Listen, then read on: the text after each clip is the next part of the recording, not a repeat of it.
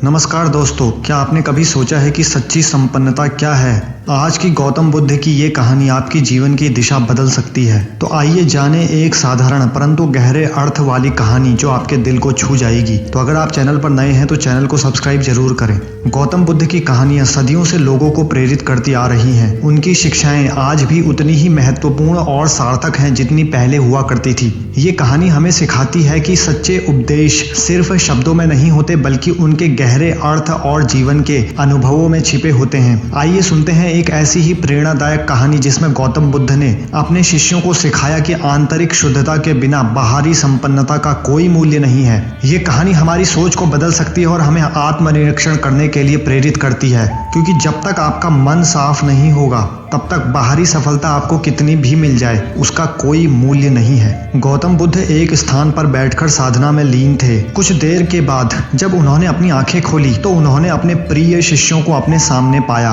सभी शिष्य गौतम बुद्ध से कुछ जानने के लिए आतुर थे। तभी एक शिष्य ने आगे बढ़कर कहा, हम जानना चाहते हैं कि उपदेशों का वास्तविक मूल्य क्या होता है। शिष्यों को संबोधित करते हुए गौतम बुद्ध बोले, यह आवश्यक नहीं कि कोई भी साधु संत पूर्ण व्याख्या करके ही उपदेश दे, बल्कि वह किसी भी कार्य अथवा इशारे द्वारा भी उपदेश का महत्व समझा सकता है। इसी विषय में मैं तुम्हें एक कहानी सुनाता हूँ, ध्यान से सुनो। एक नगर में एक सेठ रहता था। उसके पास अपार धन संपदा थी और उसका व्यापार दूर दूर तक फैला हुआ था। एक दिन एक साधु उसके दरवाजे पर भिक्षा मांगने आया। सेठ ने उसे भिक्षा दी और साधु जाने लगा। तब सेठ ने उसे रोककर कहा, महाराज मुझे कुछ उपदेश तो देते जाइए। साधु ने सेठ की तरफ देखा और बोला, हफ्ते भर बाद जब वापस आऊंगा तब उपदेश दूंगा।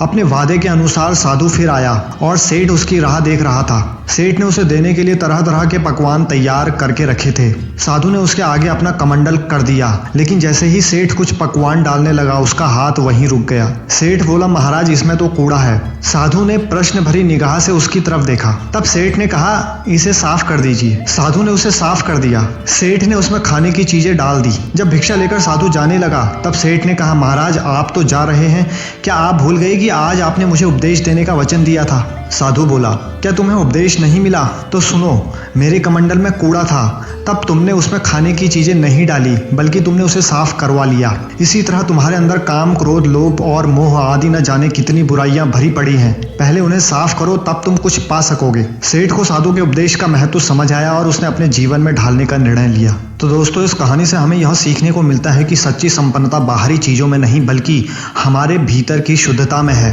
अगर हम भीतर से शुद्ध रहेंगे तो हमारा मन साफ रहेगा और मन साफ रहेगा तो हमें शांति का अनुभव होगा। गौतम बुद्ध ने सरल परंतु गहरे संदेश के माध्यम से हमें बताया कि अपने मन के अंदर की बुराइयों को दूर करना कितना आवश्यक है। जब हम अपने अंदर के काम, क्रोध, लोभ और मोह जैसी नकारात्मकताओं को साफ कर लेंगे तभी हम सच्चे अर्थों में जीवन की खुशियों और सफलताओं को प्राप्त कर सकते हैं। यह प्रेरणादायक कहानी हमें आत्मनिरीक्षण और आत्मशुद्धि के मार्ग पर चलने की प्रेरणा देती है। धन्यवाद। वीडियो पसंद आती है तो लाइक करें, शेयर करें और सब्सक्राइब करें चैनल को इसी तरह की बेहतरीन स्टोरीज को सुनने के लिए।